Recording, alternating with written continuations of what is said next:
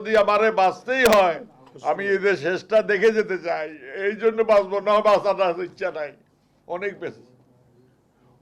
বেঁচেছি, আর বাঁচার ইচ্ছা নাই। এই খনি জালিম দস্যু ঘুষখোর দুর্নীতিবাজ যারা অকথিত ভাবে ইন্ডিয়া নেম অফ গণতন্ত্রকে হত্যা করে গণতন্ত্রের কথা বলতেছে,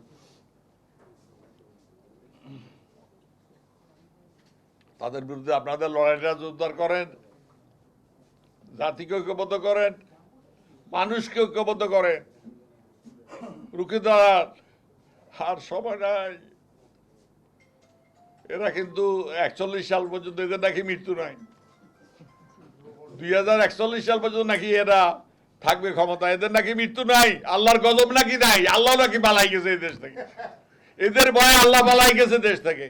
যার মাথা আছে খুশুবের মতো, যে চিন্তা করে, যার দর্শন নিয়ে আলোচনা করে, যারা অন্যায়ের বিরুদ্ধে প্রতিবাদ করে, যারা মিথ্যার বিরুদ্ধে প্রতিবাদ করে, যারা জুলুম নির্যাতনের বিরুদ্ধে কথা বলে, তাদের বাংলাদেশে বাস করা সম্ভব নয়। হারাম হয়ে গেছে বাংলাদেশে বাস করা।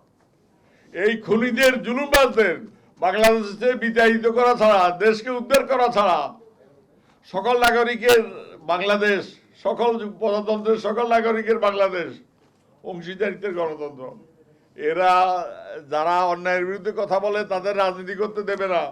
কি কি বলবো, কোনটা বলবো? এমন কোন দিন আছে মেয়েদের উপর অত্যাচার হয় না, নারী নির্যাতন হয় না, পাশবিক অত্যাচার হয় না, জুলুম খুন অন্যায় বেবিচার? উপজেলা নির্বাচন কেমনে করবে? একজন প্রার্থী এখন আইসিইউতে আছে, দুলাল বগুড়ায়। ছাত্রলীগ, আওয়ামী লীগ, কিশোর লীগ, কি লীগ, সব লীগ মিলে তাকে মেরে ফেলার চেষ্টা করেছে। এইটা জালিমের দেশ, জুলুমের দেশ। আমরা নাকি মুক্তিযুদ্ধ করেছি নাসির ভাই, আমরা মুক্তিযুদ্ধ করেছি, আমরা মুক্তিযোদ্ধা। এই জন্য অন্যায় জুলুমের বিরুদ্ধে কোনো প্রতিবাদ করতে পারবো না, তাহলে এই দেশে থাকবো না। যে দেশে অন্যায় অত্যাচারের বিরুদ্ধে কথা বলা যায় না, সে দেশে থাকবো না। জন্মগ্রহণ করেছি আমার জন্য নয়, আমার বাপের জন্য নয়, আমার পরিবারের জন্য, আমার দলের জন্য, মানুষের জন্য।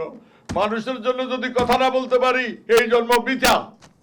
কষ্ট সহ্য হয় না, কথা বলতে পারি না,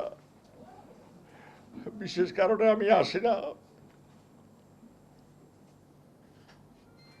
আপনাদের প্রতি অনুরোধ, মান সম্মান নিয়ে যদি বাঁচতে চান, পশুর আর মানুষের তফাৎ কি, পার্থক্যটা কি? যে অন্যায়ের বিরুদ্ধে কথা বলতে পারে না, জুলুমের বিরুদ্ধে কথা বলতে পারে না, জালিমের বিরুদ্ধে কথা বলতে পারে না, তারা এই দেশে বাঁচার দরকারটা কি?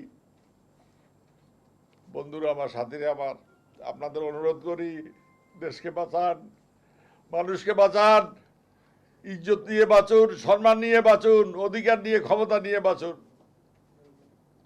এই লড়াই মানুষের মুক্তির লড়াই, এটা লড়াই মানবতার লড়াই, এই লড়াই সাম্যের লড়াই, এই লড়াই মানবিক মর্যাদার লড়াই, হিউম্যান রাইটস।